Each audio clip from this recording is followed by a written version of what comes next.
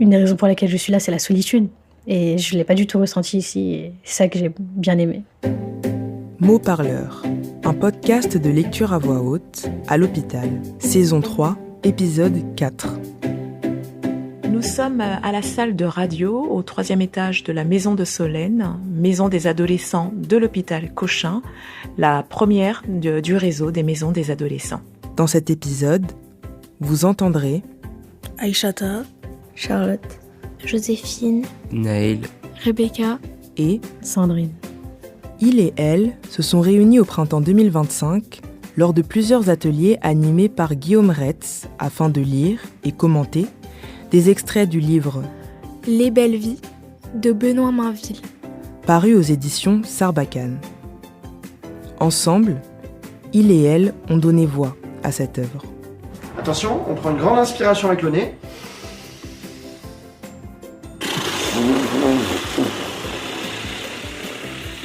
Mots parleurs est une série d'ateliers de lecture à voix haute avec la participation d'adolescents et d'adultes à l'hôpital partout en France. Pour cette 3e saison, le projet Mots parleurs fait entendre des œuvres de littérature en lien avec la thématique de la rencontre. Une rencontre, c'est deux personnes elles se trouvent, qu'elles créent des liens. ça n'arrive pas par hasard. Et donc voilà, ils apprennent à communiquer ensemble. Ce projet est une proposition originale du Centre national du livre, en partenariat avec l'assistance publique, Hôpitaux de Paris. Un plat plein de pâtes, un plat plein de pâtes plates. Un plat plein de pâtes plates. Un plat plein de pâtes plates. Un plat plein de pâtes plates. Tous ensemble, allez-y, 1, 2, 3. Un plat plein de pâtes plates. 2 fois la suite, 1, 2, 3. Un plat plein de pâtes plates. Un plat plein de pâtes plates. Ok. Alors, donc, pour présenter le livre, puisque là, du coup, on fait l'enregistrement aujourd'hui, est-ce que quelqu'un peut nous parler un petit peu du livre, si on devait résumer ça à quelqu'un qui ne l'a pas lu? Dans ce livre, on raconte l'histoire de Vasco et Jib qui vivent dans une banlieue pas loin de Paris. Au début de l'histoire, ils se battent pour une fille avec un autre garçon. Ils se sont bagarrés et la personne avec qui ils se sont bagarrés a porté plainte. ils sont envoyés pendant les vacances d'été dans une famille un peu, on va dire, d'accueil. Ils ont été envoyés là-bas pour travailler, faire des tâches. Et on va découvrir les péripéties de ces derniers et comment est-ce qu'ils vont s'intégrer dans leur groupe. Dans la famille d'accueil, il y a 2 enfants. Des jumeaux, Dylan et Jessica. Des triplés, une fille, Chloé du coup, et quelques autres enfants. Et puis voilà. Et aussi, on va aussi suivre le mal-être de Dylan, le fils biologique des 2 parents. Vasco et Jib se demandaient si ça ne va pas être plus grave qu'ils ne le pensaient. Fess vissé sur son banc, les mains dans les poches de son jean. Vasco tente de se vider la tête en suivant le parcours d'une araignée sur le mur blanc blindé d'affiches de prévention. Jib a la trouille au ventre. Il n'a qu'à fermer les yeux et ceux de sa mère apparaissent. La nausée n'est pas loin. Un policier passe devant eux, les bras chargés de paperasse. Il rentre dans le bureau d'à côté. Le commissariat est calme. Vasco glisse ses mains dans ses cheveux, gavés au pento, et tente un coup d'œil à son meilleur pote, son frère de cœur. Jib se contente de hausser les épaules. Le silence est interminable, interrompu parfois par des bruits de doigts sur des claviers, des éclats de voix, une machine à café qui vous rombit. Un autre agent arrive, il marche d'un pas décidé, suivi d'une vieille dame qui peine à tenir la distance. Vasco s'attarde sur le bandage qu'elle porte au front. Soupire et se penche vers Jib. « Tu vas la rappeler, Samia. Je t'ai dit d'oublier mon nom. Putain, je t'ai dit que j'étais désolé. Tu crois que je m'en veux pas? Me saoule pas, Vasco. » Du fond de sa colère, Jib ne comprend toujours pas comment tout ça a pu déraper si vite. Enfin, si. Il y a toujours une fille dans l'histoire, avec Vasco, quand ça tourne mal. Une fille, un autre mec, et Vasco à chaque fois. Vasco, le poing dressé et les neurones en cale sèche. Déjà, tout môme, au parc en bas de la cité, il s'attaquait à ceux qui voulaient piquer son goûter à Jib. Et voilà, encore une fois, il a fallu que ça arrive aujourd'hui, le dernier jour de Bahut. On va parler un petit peu du livre, de ce livre Les Belles Vies. Ce livre a été choisi par le CNL et il a été choisi en lien avec un thème, une thématique. Et cette année, c'était la rencontre. Naël, à quoi ça t'a fait penser ce livre, ou est-ce que tu peux nous parler un petit peu, nous dire 2-3 mots? Et j'ai bien aimé ce livre parce que voilà, je trouve que ça regroupe bien les adolescents et dans le vocabulaire aussi on s'y retrouve. J'ai l'impression que c'est comme si on écrivait ce qu'on disait dans la vie réelle et du coup c'est pour ça que j'ai beaucoup aimé ce livre et voilà, je trouve intéressant de voir d'un côté Vasco et Jib, des personnes qui n'ont pas eu, d'entre guillemets, de vrais problèmes, se confronter à des enfants qui, eux, ont des problèmes qui ont été un petit peu plus graves. Et que, voilà, abîmés par la vie, ils se retrouvent chez, entre guillemets, tonton et tata. C'est qui tonton et tata, Joséphine? C'est ceux qui dirigent la famille d'accueil. C'est une famille d'accueil. C'est ça. Ça directement. C'est ça. Oui. Et voilà, il les aide à se remettre dans le droit chemin. Et je trouve ça assez intéressant, du coup, de voir l'évolution des personnages, Vasco et Jib en l'occurrence. Et voilà, je trouve aussi intéressant que initialement, si l'histoire a commencé, c'est parce qu'ils se sont battus pour une fille. Et j'ai l'impression qu'ils font exactement pareil à l'intérieur en ce qui concerne Jessica et Chloé. Et c'est pour ça que j'ai trouvé intéressant de le dire. Ils font pareil, c'est-à-dire? Il se bat pas physiquement, mais avec les mots, pour l'instant, ils essayent de se ridiculiser pour se mettre en valeur au-dessus de l'autre, aux yeux de la fille qu'il aime. Et je trouve ça assez intéressant, du coup, parce que ça rappelle beaucoup les pratiques dites de notre génération, notre époque. D'accord, les coqs, c'est ça? Voilà, exactement, la bataille des petits coqs. Maintenant, on va continuer. Le livre. On en était donc au chapitre 7. Ce qu'on va faire, c'est que vous allez tous aller à la page 58. Peut-être, on peut dire un petit mot avant. Joséphine, quel est ton personnage préféré pour le moment? Ou c'est lequel auquel tu penses quand tu penses à ce livre? Chloé. Qu'est-ce que tu l'aimes bien? Pourquoi elle t'intéresse? Ou en quoi Je l'aime bien, enfin, je me reconnais un peu avec elle, donc je l'aime bien. En quoi tu te reconnais? Je sais pas. Chloé, elle est gentille, elle est solaire. Et voilà. Gentille et solaire. Ok. Tiens, Joséphine, si ça ne te dérange pas, peut-être qu'on peut t'écouter pour la lecture. Donc juste pour rappeler, juste avant, il y a eu une altercation. Donc en première altercation entre Jib et Dylan. Et là, on est le lendemain.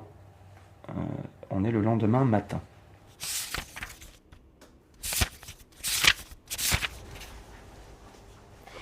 Je vais vous lire un extrait où Vasco va chercher des œufs dans la grange. Il se glisse à l'intérieur. Odeur de vieux et de moteur froid.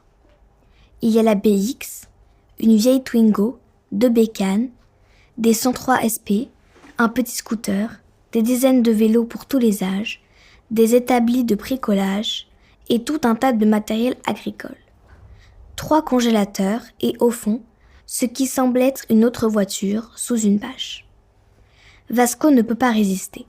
Les voitures, ça a toujours été son truc. Et il se demande encore pourquoi il n'a pas fait un CAP de mécanique plutôt que d'apprendre les rudiments de ce qu'il enverra sur les chantiers, sur les traces de son père. Il ne sait pas bien pourquoi, mais c'est vrai qu'il aime farfouiller et se salir les mains. De préférence sur des modèles anciens, classe si possible. Quand il soulève la bâche, son cœur fait un bond. Il la reconnaît immédiatement. C'est mieux que classe. C'est l'Eldorado, une Ford Mercury, modèle de 55, la version coupée de la 8 de 49. Il n'en revient pas de trouver une telle caisse dans un coin aussi paumé. Elle est recouverte d'une fine couche de poussière, mais ne semble pas incapable de rouler. Depuis qu'il a 12 ans, il a déjà conduit plusieurs fois. Ses grands cousins le laissent parfois taquiner le volant en Portugal. Il adore ça. Il passe une main sur la peinture noire, souffle dans la poussière. « Je croyais que tu t'étais perdu, ou qu'une poule s'est attaquée à toi. » La peur de sa vie, tombe dans son dos. « Pardon, non, c'est que j'ai joué un peu avec un ballon, enfin, et... » « Calme-toi, Vasco, ce n'est rien. » Tonton examine le panier. Belle récolte. Tata et Dylan raffolent des œufs brouillés le matin. « Tu aimes les voitures ? » ?»« Oui, et puis celle-là, c'est vraiment la classe, quoi. » « Je l'ai ramenée de là-bas, après la guerre. J'ai pris mon sac à dos et je suis allée voir du pays. J'ai travaillé 6 mois en Californie. Les oranges, les vendanges, et avec quelques économies, j'ai pu me l'acheter. J'ai sillonné le continent. En 87, une pièce a lâché, je n'ai pas pris le temps de la réparer. Je travaillais beaucoup et il y avait les enfants. À l'époque, j'étais éleveur.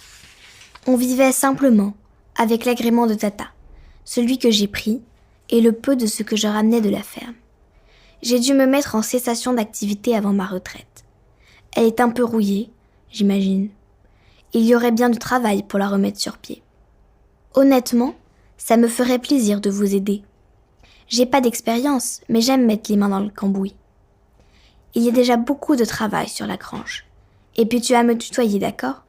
Je sais que tu le fais par respect et parce qu'on te l'a appris, mais je préférerais. Le respect se place à un autre niveau qu'un tu ou un vous chez moi. Vasco acquiesce. Pour la voiture, il n'insiste pas, même s'il aimerait vraiment entendre le monstre ronronner. Merci. Alors moi j'ai choisi ce livre parce que déjà il y a un peu, j'aime bien les livres où il y a un peu d'aventure et tout ça, et là il y en a. Et puis je me reconnais bien dans les personnages, et puis je m'imagine un peu à leur place, et du coup j'ai vraiment l'impression de vivre l'histoire et d'être vraiment dedans. Et donc c'est pour ça que ça m'a plu. Sandrine, est-ce que tu avais choisi toi ce livre au début ? Oui. Pourquoi ? Tu peux nous dire 2-3 petits mots dessus ? J'ai choisi le livre Les Belles Vies parce que je me vois beaucoup dedans par rapport aux adolescents et à leur façon de parler assez familier. Il y a aussi les gros mots. Bon, c'est vrai que j'en dis pas énormément, mais je vois un peu... des fois quand il y a des dialogues où ils parlent assez... un peu comme les jeunes, si on peut dire ça comme ça. Je m'imagine comme si c'était moi qui parlais vraiment à quelqu'un dans la vraie vie, et du coup, encore une fois, je le dis, et je me vois vraiment dans Vasco et Jib, en fait. Et donc, j'aime beaucoup. C'est plus authentique, je dirais. Merci. Est-ce qu'il y a pour l'instant sur les passages qu'on a lus, sur les extraits, est-ce qu'il y en a un auquel tu penses qui ressort plus que les autres ou qui t'a plus intéressé ? Moi, ce qui me fait un peu rire, c'est quand Vasco et Jib essayent un peu de se valoriser devant la fille, l'autre fille du foyer, Chloé, du coup. Et ça voit vraiment que quand on est jeune, comment dire, les apparences sont importantes, comment dire. Le fait d'être cool auprès d'une fille pour l'intéresser et tout. Et on revoit beaucoup ça dans les lycées, les collèges et tout. On va à Fleury. Tu me payeras une glace ? Jib remarque alors les cicatrices que Gwen a sur le visage, indélébiles. Son esprit refuse de mettre les stigmates en lien avec les paroles de Tata hier. Il préfère imaginer les restes d'une varicelle. Elle est tellement innocente. Gaëtan vient la prendre par la main pour la convier à une chasse aux Pokémon, et Jib s'aperçoit qu'il porte les mêmes marques et que, chose qu'il n'avait pas remarqué, il boite légèrement. Son esprit chavire. Il n'est plus seulement lassé, il est fou de rage. « Elle est bizarre, la loi, hein ?» lui lance Chloé sans attendre de réponse. Leurs parents vont probablement les récupérer.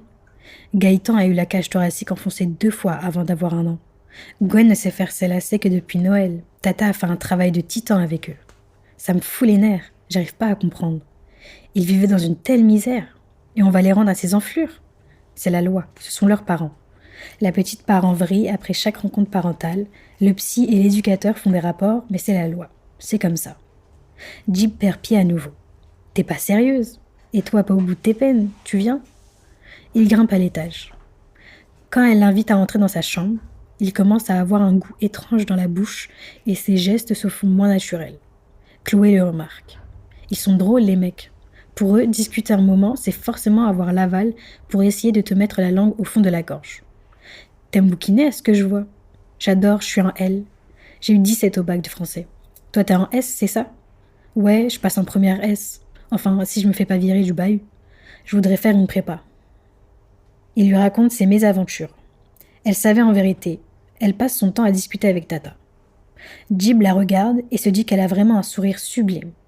Le bandeau qu'elle se met dans les cheveux illumine son visage, révèle ses taches de rousseur craquantes. Il n'arrive pas à savoir si elle fait garçon manqué ou nature old school. Et puis merde, qu'est-ce qu'on s'en fout? Ce besoin de mettre les gens dans des moules, dans des cases. Il est comme ça le monde pourtant. Vasco c'est le toss et toi t'es le noir. On passe à autre chose? C'est bien. Juste pour Charlotte qui n'était pas là la dernière fois, hier, on s'est arrêté où, nous, dans l'histoire? On allait commencer le match de foot.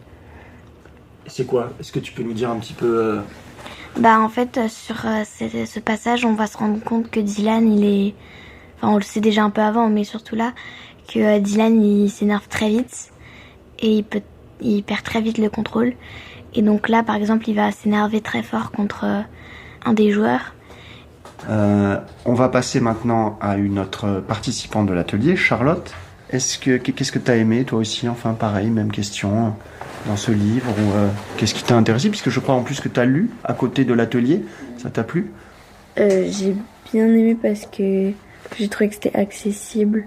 Enfin, que les mots, il y avait quand même du vocabulaire, mais que c'était facile à lire. J'ai bien aimé aussi parce qu'il y avait plein de caractères différents dans les ados et tout ça. Et qu'il n'y a pas beaucoup de descriptions, comme j'aime pas trop ça. Donc, voilà. D'accord, donc moins de description, plus d'action. Ouais. Ok. Voilà. Donc, on en était à la page 114. Page 114, donc vous pouvez prendre le livre.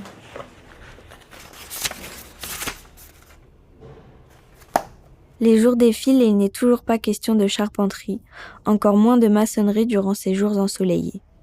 On sourit en pédalant, le front balayé de sueur, on reste des heures à barboter dans la rivière. La vie devient buissonnière et les balades le long de la voie ferrée se font aussi intensives que les séances de préparation du spectacle pour Jib et Chloé, que le jeu du chat et de la souris pour Vasco et Jessica. Le soir, on enchaîne vieilles VHS et DVD, jeux de cartes. On peut brailler jusqu'à faire écho dans la nuit, ça ne gêne personne. Après ces journées bien remplies, Vasco et Jib jouent à la console jusqu'à ce que le soleil se couche derrière le grand champ peuplé de bottes de paille. Ça vanne, ça déconne, et bien sûr, ça en rajoute des caisses à chaque fois que Jessica et Chloé entrent dans la grande chambre. De son côté, Dylan emmène souvent la colonie de petits à la pêche. Il fume ses joints pendant qu'il traque des écrevisses. Alors, dans ce passage, tiens, Rebecca, juste pour savoir un petit peu ce que tu as compris, qu'est-ce que l'auteur il nous raconte? Qu'est-ce qu'on a entendu? Il parle des jours qui se sont déroulés et que ça a l'air fun un peu cool les jours qui se sont passés. Oui, c'est vrai, c'est plutôt des journées agréables. Qu'est-ce que tu as retenu? Est-ce que tu te rappelles un peu la relation entre les personnages? Qu'est-ce qu'il raconte l'auteur là? Que Jib et Chloé, ils jouent encore au jeu du chat et de la souris. Ils se tournent un peu autour. Et qu'ils s'amusent bien tous ensemble. Qu'ils sont tous un peu... qu'ils s'entendent tous bien. Ouais. Donc c'est vrai, il y a Jib et Chloé, Vasco et Jessica. Qu'est-ce qu'ils doivent faire? Parce que là, c'est plutôt fun, comme tu as dit. Normalement, ils sont censés faire quoi pendant ces vacances? réfléchir un peu à ce qu'ils ont fait. Parce que à la base c'est une punition d'être partis là-bas, mais ils ont l'air de plutôt bien s'amuser et de pas trop réfléchir à ce qu'ils ont fait. C'est vrai, c'est une punition. Peut-être que Joséphine, tu peux te dire quelques mots en plus. On en avait déjà parlé hier. Normalement, ils étaient censés réparer une grange. Et au final, là, ils le disent au début, qu'il n'est toujours pas question de charpenterie et encore moins de maçonnerie. Alors que normalement, ils sont venus pour aider à réparer. C'est vrai, c'est ce qu'on avait dit hier. Pour le moment, en tout cas, la punition, on a l'impression qu'ils avancent pas dans ces travaux. Mais on avait dit, qu'est-ce qu'on avait dit d'autre, Joséphine? Peut-être que tu t'en rappelles, on avait dit peut-être que cette punition, pour tonton et tata, ça passait par autre chose. Tu t'en souviens plus? On avait dit peut-être que cette punition, c'était aussi le fait d'être en collectivité, de travailler en communauté, peut-être d'échanger aussi avec les autres adolescents. Ça faisait partie en fait du processus un petit peu de ces vacances et de la punition. Ok, on va continuer la lecture. On va continuer. Rebecca, si tu peux lire.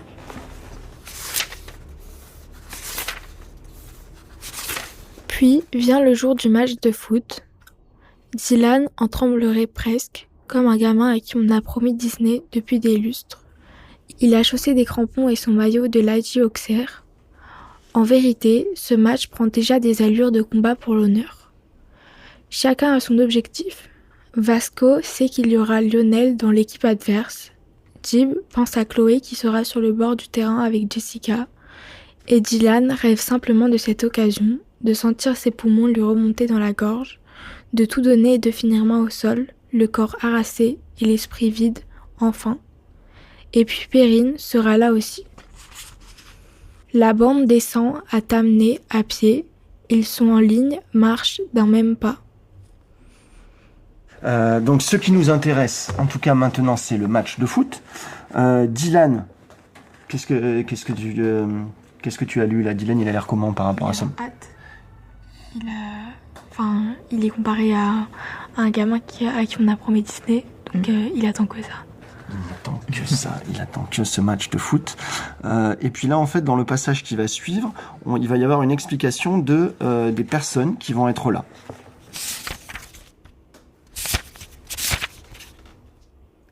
Les bikers débarquent. On les entend arriver de loin. En rang, ils investissent le champ de foire. 2 mobylettes, une 80 cm3, 2 scooters. Se garent pas très loin des cages. 3 poteaux de bois usés par le temps, il n'en faudrait pas beaucoup pour qu'ils s'écroulent. Chloé soupire, agacée par avance à l'idée de voir le match se transformer en pugilade pour le trône de la virilité. Il y a d'abord Lionel, qui descend de sa bécane, casque à la main, sourire de beau gosse et maillot de Barça, suivi de près par Jean, décidément moins chanceux question gueule d'amour, maillot de la Juve sur son corps boudiné. Derrière eux, Bastien pose sa meule contre la cage et étire sa carrure de rugbyman.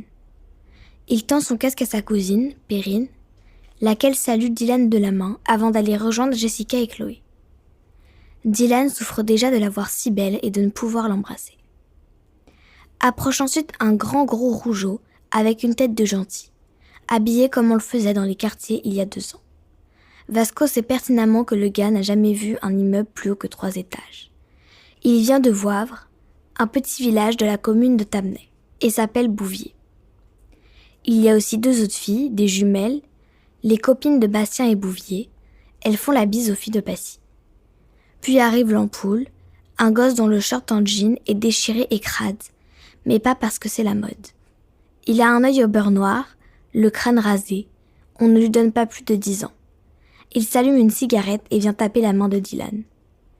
Le dernier est un grand type taillé comme un cintre. Il porte l'attirail du gardien de but et se présente sous le nom de Tic. On échange des poignées de main plus ou moins franches. Lionel et Bastien sont clairement les leaders. Ok.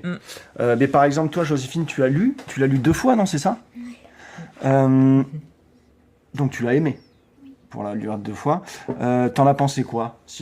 Qu'est-ce que ça t'a procuré ou J'ai beaucoup aimé parce que je me suis beaucoup identifiée au personnage Et je trouve vraiment que c'est un livre qui est très accrochant.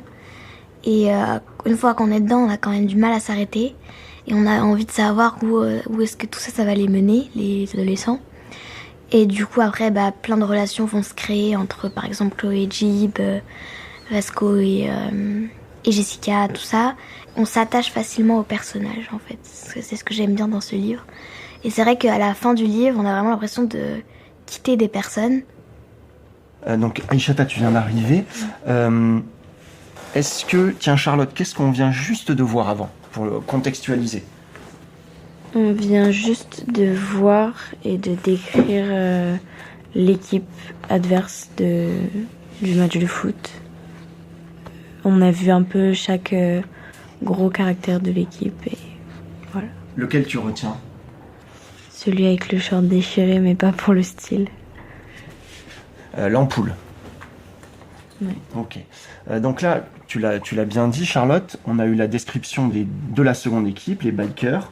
Le match donc va commencer et tu vas nous lire un passage. C'est le passage où Dylan va s'énerver, on va voir son caractère. Donc on va tous prendre la page 127.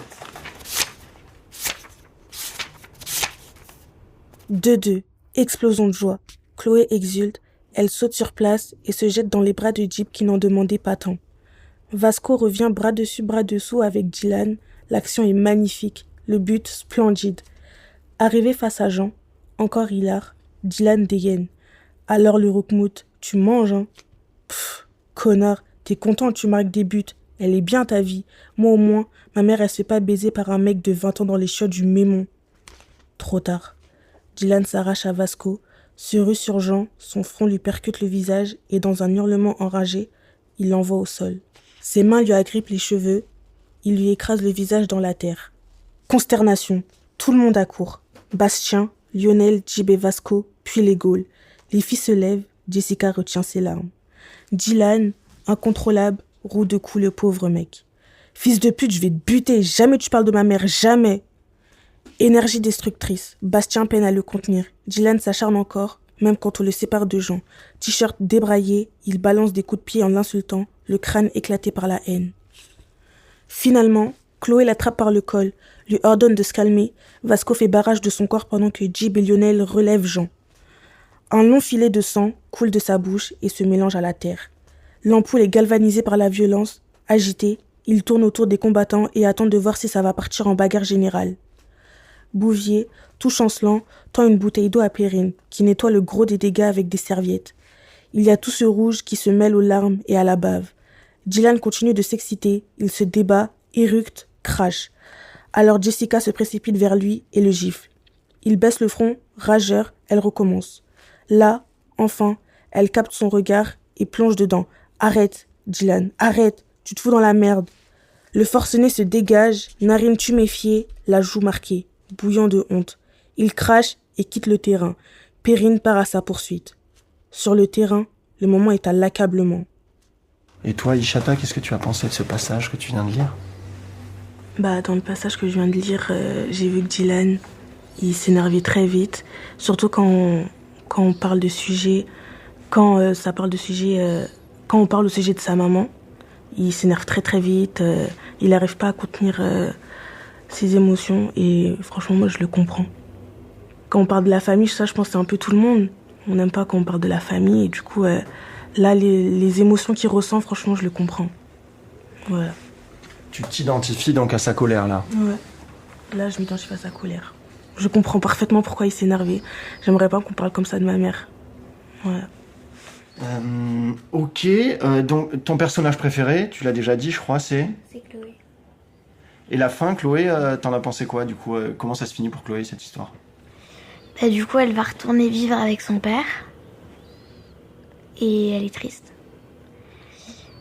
Mais après, ils nous disent qu'elle va retourner vivre avec lui, mais après on n'est pas certaine. Enfin, on n'est pas certain.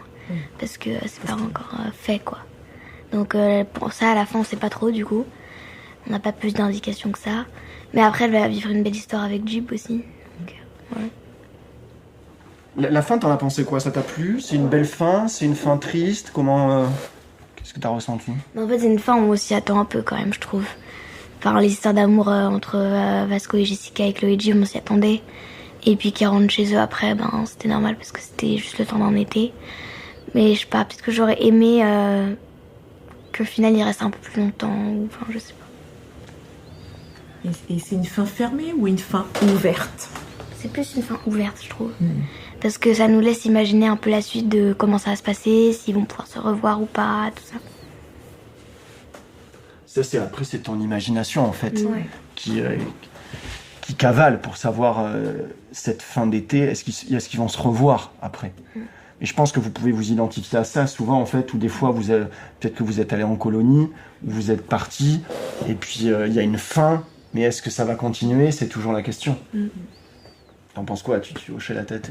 Tu ressens ça aussi parfois? Ouais, je ressens ça. Enfin, quand on va en colonie, au début on connaît personne, et au fil de la colonie, on commence à s'attacher aux gens et tout, et à la fin on n'a plus trop envie de les quitter, mais on se dit quand même peut-être qu'on pourra se revoir, même si c'est pas dans la colonie, on garde contact, que ce soit sur les réseaux sociaux et tout.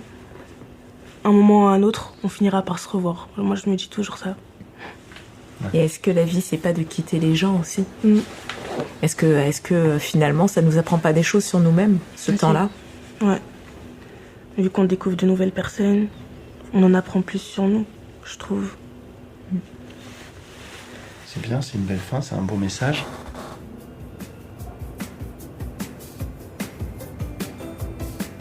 L'épisode que vous avez écouté a été réalisé par des patients et personnels de la maison de Solène, rattachée à l'hôpital Cochin de l'AP-HP, situé à Paris. Accompagné par Guillaume Retz et Michel Salifou. Générique prononcé par Kélia Achibegui, finaliste 2020 du concours Si on lisait à voix haute. Enregistrement des ateliers et montage par Benoît Artaud.